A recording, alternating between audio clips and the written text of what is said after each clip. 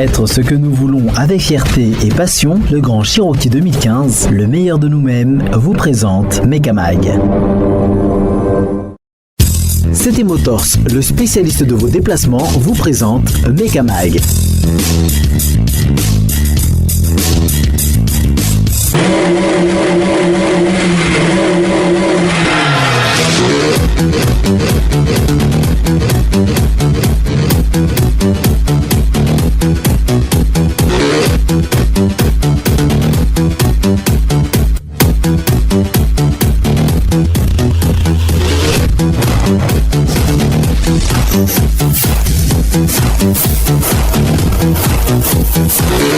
Le groupe Kawasaki Heavy Industries couvre plusieurs secteurs d'ingénierie et conçoit ou participe à la construction des paquebots, des plateformes pétrolières, des trains à grande vitesse comme le célèbre Shinkansen, des avions dont le dernier Boeing 777, des fusées et comme on le connaît pour la moto dans une proportion d'environ 20% de ses activités. Ce géant industriel célèbre cette année 2016 ses 120 ans. Sur ce, le concessionnaire de la marque à Madagascar, CT Motors a programmé une sortie samedi dernier pour fêter cet anniversaire. Direction Impef pour les abonnés et les adeptes de la marque Nippon dans la Grande Île. C'est les 120 ans de Kawasaki, c'est quand même un 120e anniversaire, c'est important. Et CT Motors a quand même voulu marquer cet événement pour notre plus grand plaisir, puisque nous sommes des riders sur Kawasaki depuis pour la plupart très longtemps.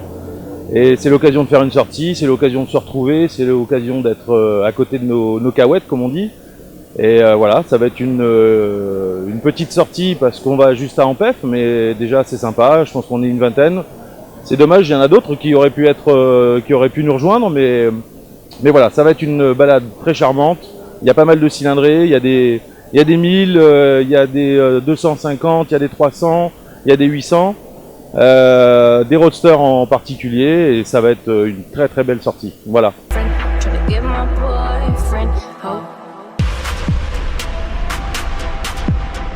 Sleeping on me.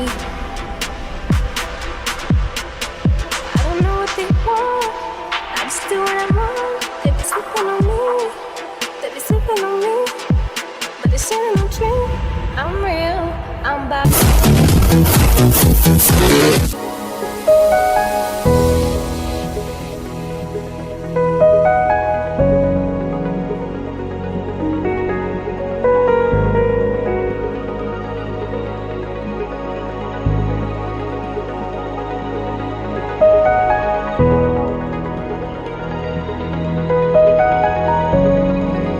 Great Wall a levé le voile en 2008 sur le marché chinois sur sa nouvelle marque Haval. La gamme s'est élargie rapidement et un modèle encore plus imposant que le nouveau H8 a vu le jour, le H9. Un nouveau modèle qui illustre aussi la duplication de la gamme de SUV du constructeur. Au sein de la gamme Haval se profile une séparation des tâches, les crossovers désignés par les appellations paires H2, H6 et H8 et les SUV à vocation moins urbaine H3, H5, H7 et H9. Une séparation qui explique que ce nouveau H9 est doté de lignes plus classiques que le H8, évoquant plus l'univers d'un Toyota Land Cruiser VX que d'une Volkswagen Touareg. Forme cubique, feux arrière verticaux ou encore porte arrière battante en lieu et place du haillon du H8. Toyota Land Cruiser que l'on semble en droit de citer explicitement car à bien y regarder quelques éléments en particulier à l'intérieur en sont très proches alors que le H8 est très proche d'un Touareg de première génération justement. Fut un temps où Great Wall voulait se diversifier dans les citadines et les berlines. Pour le salon de Beijing, c'est SUV, SUV, encore des SUV et toujours des SUV.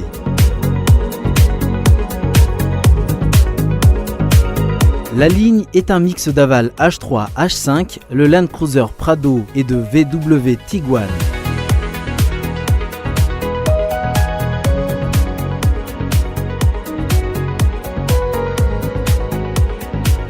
Pour le doter luxe à la chinoise, il s'offre une double ration de chrome, une maxi calandre et des optiques imposantes. Les marchepieds larges et robustes. Il se veut statutaire. 4,85 mètres de long et 1,92 mètres de large. C'est une 7 places, pareil qu'une station wagon. Question finition. Intérieur en cuir, bois, combiner radio-navigation avec Bluetooth et Internet. Côté sonorisation, ce modèle opte le système Infinity, le tableau de bord compact et lumineux. Le H9 dispose d'un écran tactile de 8 pouces pour les différentes setups et facile à manipuler. Un habitacle spacieux et luxueux offre aux passagers le confort même dans les conditions difficiles, les sièges en cuir escamotables avec les différents réglages.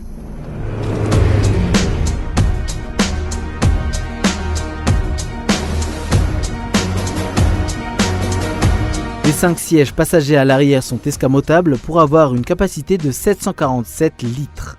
Question pratique, les espaces de rangement, faciles à trouver pour les outillages, de rangement dans la portière arrière. On y trouve aussi un petit rangement sous les 2 sièges arrière. Le Haval H9 est en train de se forger une réputation de modèle haute performance, silencieux et confortable.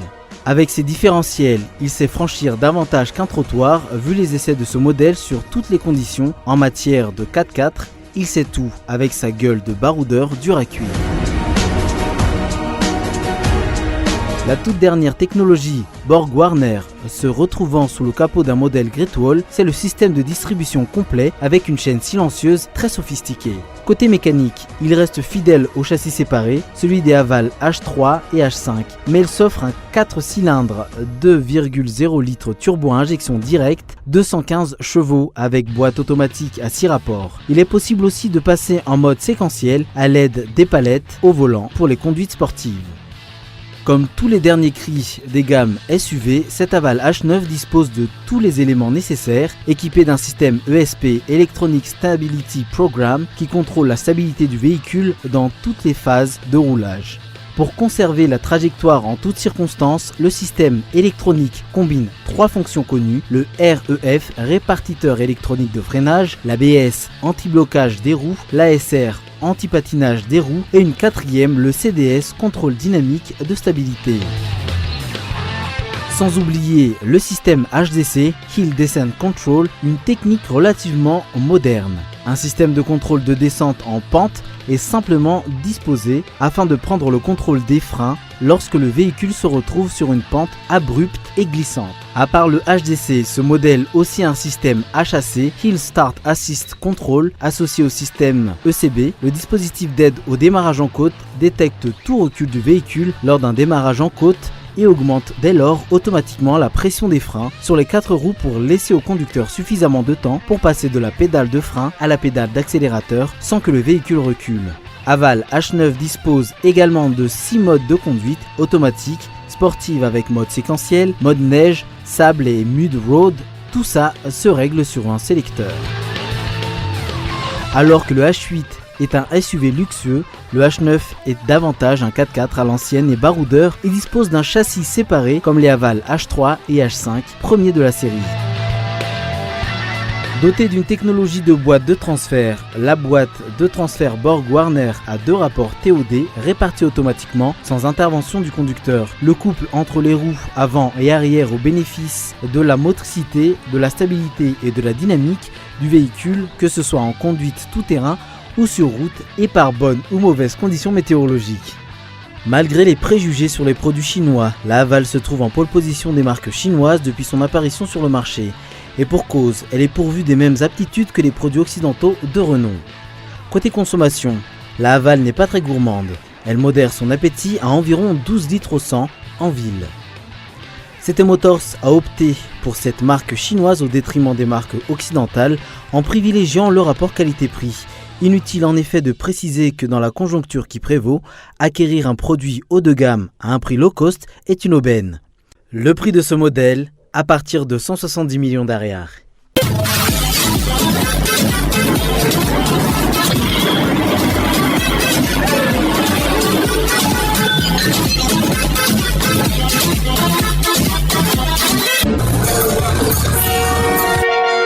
شوفير حسن ينفكر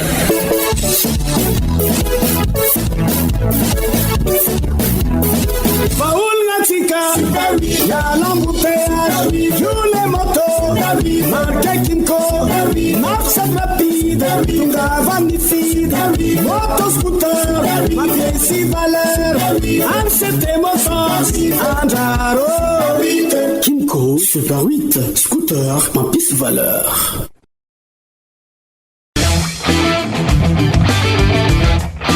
Ni batterie Large Star. Batterie timila entretien. Misy alliage plomb calcium ahafahana mametra ny fampiasana rano ho vity. Large Star manana fitehirizana sy rafi-pamokarana avo lento ka kely foana ny hery lany ary maharitra hatramin'ny avo 10 eny ny batterie Large Star. Kalitao iraisam-pireneny amin'ny vidiny tena mirary. Large Star.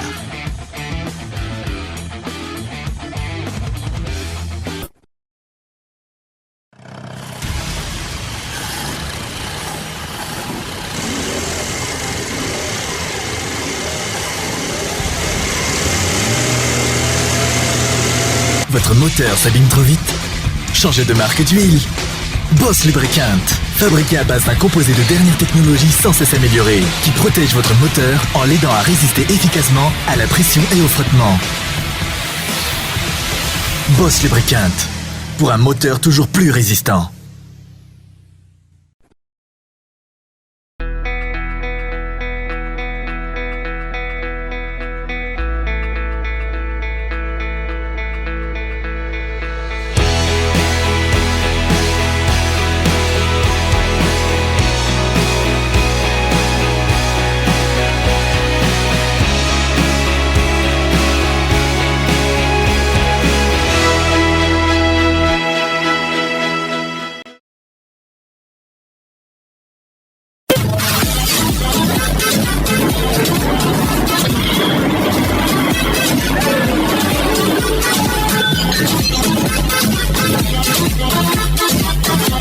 Il n'était pas évident de transposer tout le charme et la philosophie d'un petit véhicule dans un SUV urbain intrinsèquement bien plus rationnel. Mais l'impossible devient possible. Résultat, la Fiat 500X, un nouveau crossover qui a pour tâche de devenir le vaisseau amiral de la marque italienne.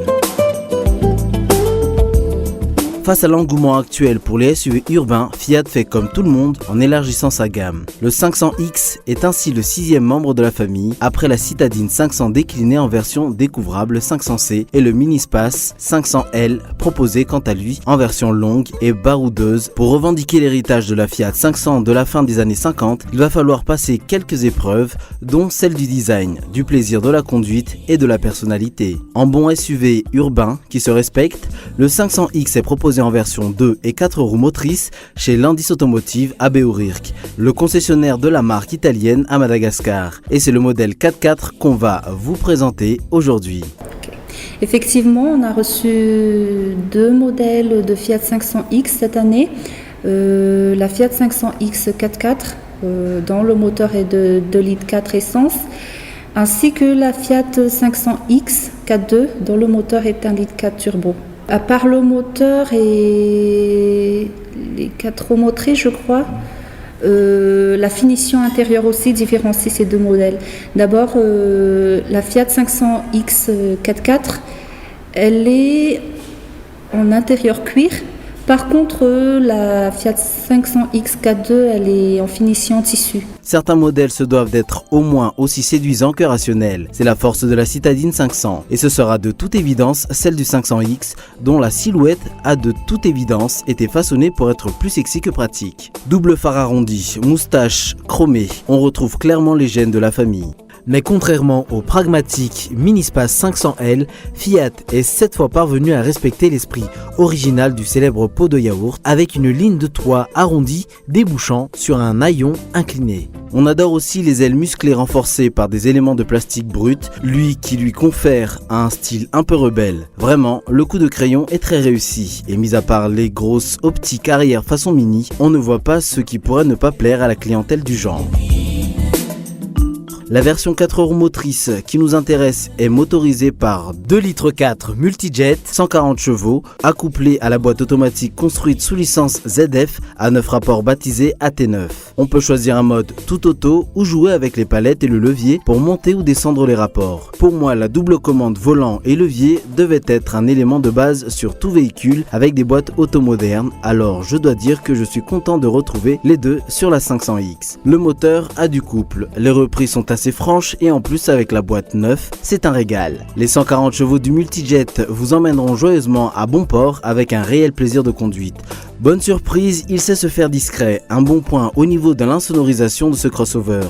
La transmission 4x4 déconnectable est sans reproche. Elle permet de rester en 4.2 quand les conditions sur la route sont optimales et donc, comme c'est déconnecté, la 500X se consomme moins. Par contre, dès qu'il y a besoin d'adhérence, le système s'enclenche. On ne sent rien du tout.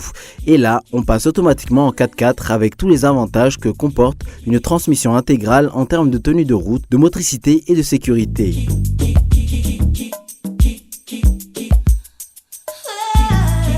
Une molette vous permettra de choisir votre mode de conduite auto, sport et all-weather qui va influer sur la cartographie du moteur, la transmission, les freins et la boîte. Au gré de votre humeur ou si vous êtes d'un tempérament aventurier, n'hésitez pas à tester les différentes positions que vous propose cette italienne qui sait se faire joueuse. Sur petite route, les trajectoires sont précises, les virages s'enchaînent sans prise de roulis. Ça pourrait être vraiment bien si ce n'est la raideur de la suspension. Esthétiquement, cette configuration est notre préférée. Il faut avouer qu'ainsi vêtu, le 500X ne manque pas de caractère avec ses boucliers de baroudeur, sa garde au sol de 18 cm et ses barres de toit.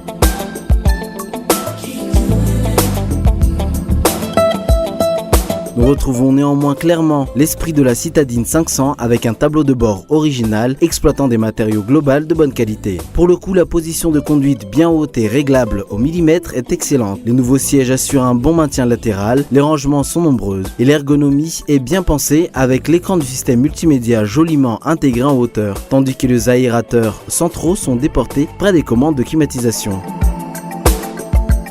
Même l'habitabilité aux places arrière est bonne, tant au niveau de l'espace de jambes que de la garde au toit. Seul le coffre est dans la moyenne du segment avec une capacité de 350 litres.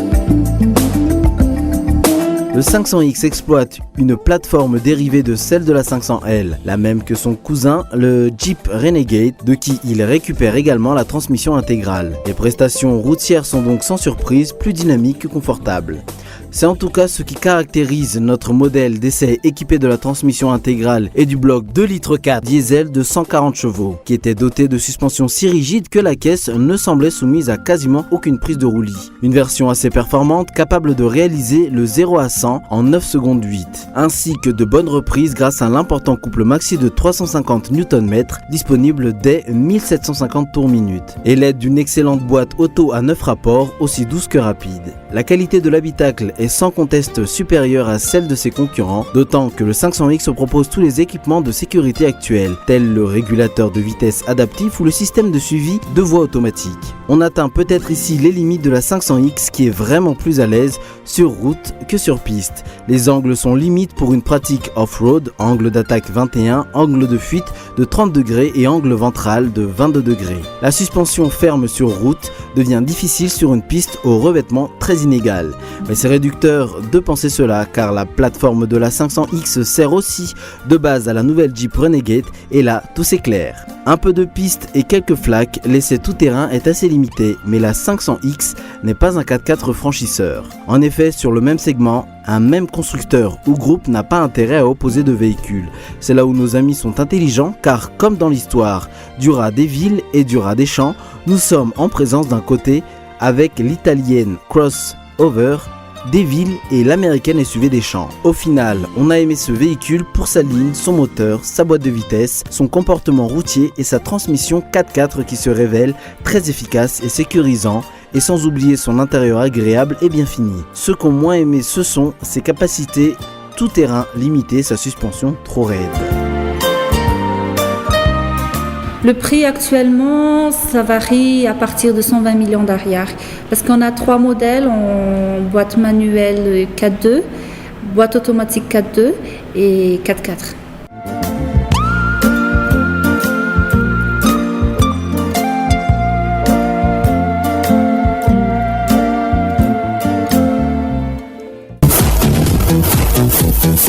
BMW détrôné au terme du troisième trimestre 2016, Mercedes confirme son avantage sur son rival allemand sur le segment des véhicules dits premium.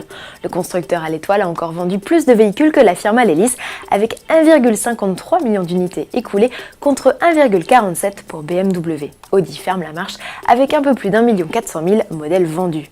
Marque allemande qui enregistre record de vente sur record de vente au terme des 9 premiers mois de l'année, Mercedes progresse de près de 12%, BMW de 6%. 5% et Audi de 4,5%. Et ces trois constructeurs germaniques s'affrontent aussi sur la piste. La saison de DTM, le championnat allemand de voitures de tourisme, vient de s'achever. Et pas de Mercedes en vue pour le coup, le titre constructeur est revenu à Audi. Et BMW dans tout ça, eh bien son pilote Marco Wittmann vient de décrocher son second titre dans la discipline. Du coup, le constructeur lance une série limitée à 200 exemplaires de la M4 comme il l'avait déjà fait en 2014. Sous le capot, on retrouve le bloc de la M4 GTS avec 6 cylindres de 500 chevaux et 600 Nm de couple. Une série spéciale reconnaissable à sa livrée, couleur blanche, bande bleu-blanc-rouge, clin d'œil aux couleurs de la division Motorsport et multiples pièces en carbone, matière que l'on retrouve également à bord. 5 à 10 exemplaires seront réservés au marché français. Le tarif sera supérieur à celui de la M4 GTS déjà facturé 150 000 € environ. Terminons ce chapitre premium avec une info relayée par nos confrères d'Autocar à propos du futur nom des Audi électriques. Elles s'appelleront e-tron et avec une prononciation à l'anglaise, s'il vous plaît. Un patronyme né en 2009 avec le concept de R8 100% électrique. Mais cette appellation a entre-temps trouvé de nouvelles attributions, comme celle de qualifier les modèles hybrides rechargeables du constructeur, A3 Sportback et Q7 pour ne pas les citer. De quoi sommer le trouble chez les consommateurs. Visiblement, Audi n'a pas peur des confusions. Et c'est vraisemblablement un SUV dérivé du concept e-tron Quattro présenté à Francfort en 2015 qui sera le premier à brancher Audi sur le segment des véhicules électriques. 3 autres véhicules de ce type sont déjà prévus. Terminons cette édition avec une amusante vidéo Renault Sport interactive pour assurer la promotion de la nouvelle ligne d'échappement signée Akrapovic sur la Clio RS Trophy. Le constructeur a imaginé une symphonie dont vous êtes le chef d'orchestre. Pour cela, rendez-vous sur YouTube, lancez la vidéo Play With et pressez simultanément la touche Shift de votre clavier et un chiffre de votre pavé numérique. Les plus mélomanes d'entre vous sauront tirer parti de la bombinette de 220 chevaux.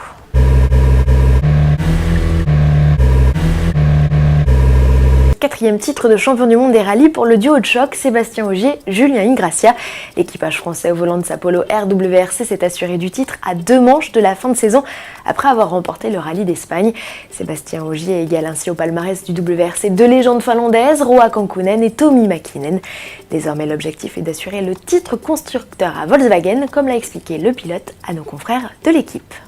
C'est vrai qu'on essaye d'éviter les coups de pression et au plus on peut être titré dans la saison, au mieux c'est pour les nerfs en tout cas. Donc cette année, une fois de plus, on a tout donné depuis le début, même s'il y a eu des moments difficiles avec les rallyes sur terre où on n'avait pas vraiment de chance de se battre pour la victoire. On s'est accroché à chaque fois, on a marqué des gros points et là fêter la victoire ici une fois de plus en Espagne avec tout le fan club, avec tout le monde, non c'est top et on va pouvoir maintenant se relâcher pour les derniers rallyes de la saison, mais il reste encore un objectif à atteindre, celui du titre constructeur, parce qu'ils nous ont donné une voiture fantastique toute l'année, donc on se doit de faire le boulot nain pour toute l'équipe. Et autre bataille à suivre, celle pour la couronne de vice-champion du monde des rallyes. Thierry Neuville et Andreas Mikkelsen sont deuxième ex-aequo au championnat. Ça promet, prochain rendez-vous le 27 octobre en Grande-Bretagne. À chaque édition du Mondial de l'Auto, les constructeurs rivalisent d'ingéniosité pour concevoir des animations capables d'attirer les visiteurs sur leur stand. Et cette année, la vedette en la matière, c'est la réalité virtuelle. C'est simple, elle est partout. DS, par exemple, propose de vivre une expérience immersive au sein de son espace Virtual Vision. Lunettes devant les yeux, le visiteur se retrouve ici plongé en plein cœur de la place de la Concorde, aux côtés des DS3, DS3 Cabrio, DS4 et DS4 Crossback. Arnaud Ribaud, directeur marketing et vente monde de DS, nous en dit plus. Le DS Virtual Vision, j'allais dire, c'est plus qu'une animation. Ça n'est pas juste un jeu, c'est la façon dont nous allons présenter nos voitures dans quelques mois à travers tous nos DS Stores dans le monde. L'idée, c'est vous êtes en immersion 3D complète. Vous pouvez donc configurer à l'intérieur et à l'extérieur la voiture de vos rêves. Vous l'avez en échelle 1. À l'intérieur, vous pouvez voir l'ensemble des matériaux. Vous pouvez ouvrir la porte, vous sortez, et à l'extérieur, vous êtes sur la place de la Concorde à Paris. Ce qui est aussi pour la marque DS est très important, puisque quand on va développer le Virtual Vision en Iran, par exemple, il y a notre touche parisienne. Et là, vous avez en échelle 1 votre voiture que vous pouvez de nouveau continuer à configurer. Nous pensons que l'avenir de la distribution, c'est le toucher, bien sûr. Le toucher, la découverte des voitures, mais en même temps la personnalisation. Et on ne peut pas montrer l'ensemble des personnalisations dans nos showrooms. Donc là, on a l'outil qui nous permet en échelle 1 de faire l'ensemble de nos personnalisations. Vous savez, une DS3 par exemple, il y a 3 millions de possibilités hors motorisation de personnalisation. Comme DS, Seat se sert lui aussi de la réalité virtuelle pour nous présenter son tout dernier modèle, l'ATK. Mais le constructeur espagnol donne encore un peu plus d'épaisseur à cette expérience grâce à un cinéma dynamique. Grégory Delépine, attaché de presse Seat, nous décrit cet étonnant dispositif. Ce cinéma dynamique, c'est comme son nom l'explique, vous avez ce qu'on appelle de la 4D, 4 dimensions, donc la 3D avec les casques de réalité virtuelle. On rajoute une autre dimension ce sont les sièges qui se déplacent en fonction de l'image qui est projetée dans le masque. Et en fait, durant ce voyage, comme on le précise, vous allez sortir du Mondial de Paris et revenir sur Barcelone. Vous faites un tour de Barcelone, un tour sur le bord de mer, et ensuite vous essayez l'ATK dans les rues de Barcelone. Vous avez une vraie expérience de la ville de Barcelone qui est le cœur même de la marque Seat. Enfin, chez Peugeot, c'est le nouveau 3008 qui a droit aux honneurs de la réalité virtuelle. Évidemment exposé sur le stand de la marque au Lyon, le nouveau SUV peut en effet aussi s'apprécier virtuellement. Revue de détails avec Anne-Laure Mérillon-Brochard, directrice digitale internationale de Peugeot. On a voulu en fait ancrer la réalité virtuelle pour répondre à 2 messages forts qu'on a embarqués dans le véhicule qui sont la haute technologie et les sensations amplifiées qu'on a en conduisant le véhicule, tant par l'iCockpit, qui est la nouvelle génération d'iCockpit, que la tenue de route que vous pouvez avoir avec ce véhicule. Donc en fait, on a travaillé autour d'un dispositif de réalité virtuelle qu'on va mettre à disposition des concessionnaires et qui pourront du coup accompagner les clients dans leur parcours client pour les aider à comprendre toute la nouvelle technologie embarquée, tant sur l'iCockpit que sur les aides à la conduite. Et aussi, bien sûr, aider les vendeurs à pouvoir démontrer ce qui est difficilement démontrable, comme l'Active Safety Brake par exemple. Donc c'est plus sécurisant de le faire à travers la réalité virtuelle. A noter que vous pouvez aussi découvrir le 3008 à 360 degrés depuis chez vous via un site internet dédié dont l'adresse apparaît en bas de votre écran.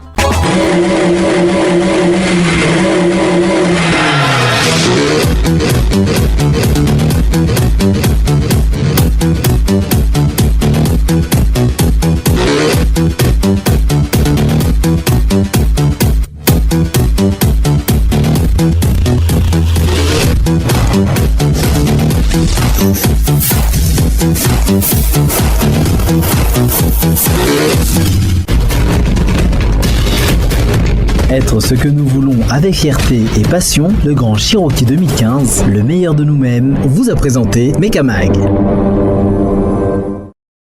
City Motors, le spécialiste de vos déplacements, vous a présenté Mekamag.